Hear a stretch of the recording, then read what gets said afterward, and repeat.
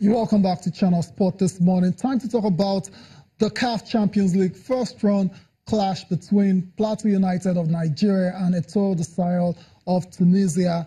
That one ended 4-2 in case you missed it. The Nigerian League champions losing out in that game. They considered 3 goals in the first 10 minutes in the first half, but they came on strong in the second half, right? They came out in the second half and showed a lot of character, a lot of fight. And that match ended 4-2, like I said. Rotimi Akindele joins us now to review that match and to talk about Plateau United's performance. Why did they concede 3 goals in 8 minutes? Why did they have to wait to concede 3 goals in 8 minutes before fighting back? Rotimi, good morning. Thanks for coming on the show again. Yeah, thank you. Good morning. Yeah, let's just take it from there. Why concede 3 goals in 8 minutes and in a game as crucial as this? I think it's too much respect. Nerves? Yeah, you can say that. But then again, the fact that you probably, this is Etoile du Sahel, a big side, a Tunisian side, we're in their stadium. Don't forget all the off-field intimidations they would have gotten before kickoff. So that probably played out on their minds going into that one, and then considered 3 quick goals. I wasn't surprised. Really? That's the interesting thing. I was watching and I'm like, it's one of those things. It happens. But how well can Plateau United react? Okay, and that was why I got in the second half. The fact that they were able to comport themselves and get 2 quick goals in the second half, I think it's fair enough, really. Yes, the scoreline, yes, you considered 4 goals, but it's not a round-robin series. The number of goals you score matters, and the fact that you're able to get 2 away goals, massive. It's massive. Yes, you can say, oh, why did you consider 4 goals and all? It's not good for our starters, NPFL champions and all of that. But we see these things happen on the continent, and the fact that it was away from home as well. I think the scoreline at the end of the day is pretty good. It's now left for Kennedy Boboye and his lads to come back on Sunday, 18th of March in Jos and finish the job, because it's doable. 2-0? It's doable. 2-0. Yeah, we can also, I'm not saying you should go out and intimidate, but you can also take advantage because you're playing at home and score like 3-4 goals.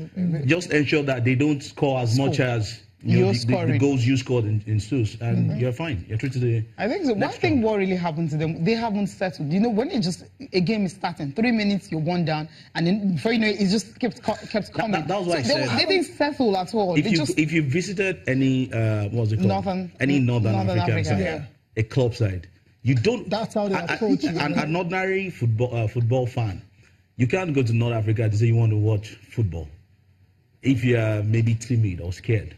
Because what you see, like 3 hours, a night to build up, you're like, is this football? Are you sure we're not going to get something?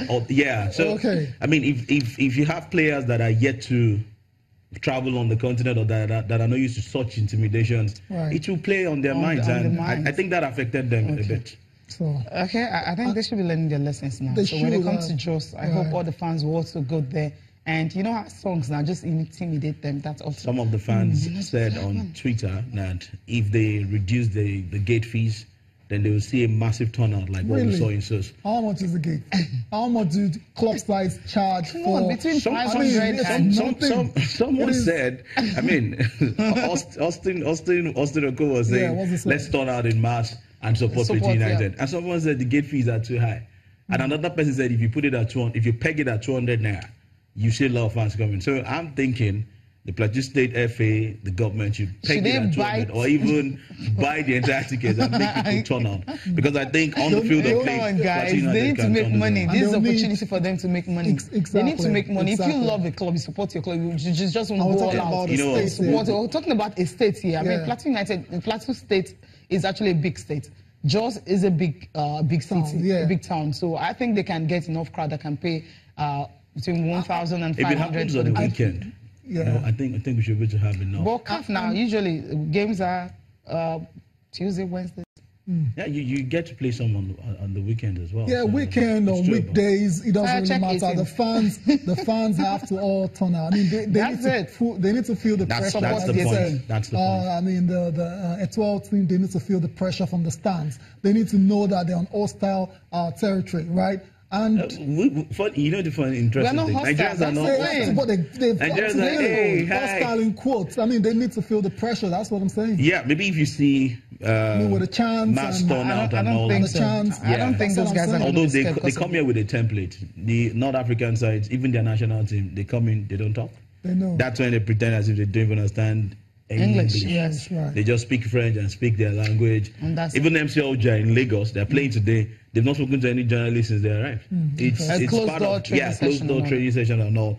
It's all part of their strategy. So maybe by the time we get used to playing on the continent and going very far, we might also adopt our own kind of strategy.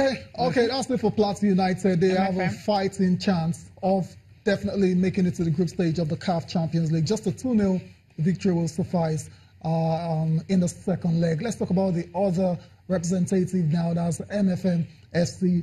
They'll take on MC Alger today at the Agege Stadium, and we know the Agege Stadium doesn't really struggle to attract fans, right? They're already there, right? Yeah, they're already there.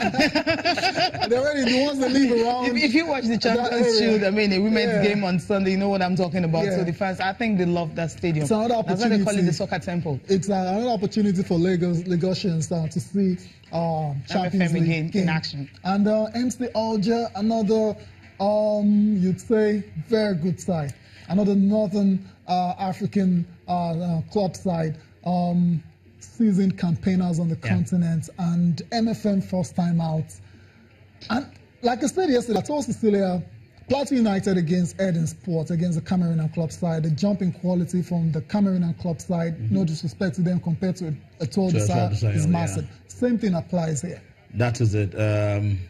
Honestly, I've been trying to crack my head how does MFM, or how will MFM scale this test. I'm just hoping that the Cinderella story, in quotes, we can keep using that particular phrase to describe MFM's run in the Champions League for a while. Right.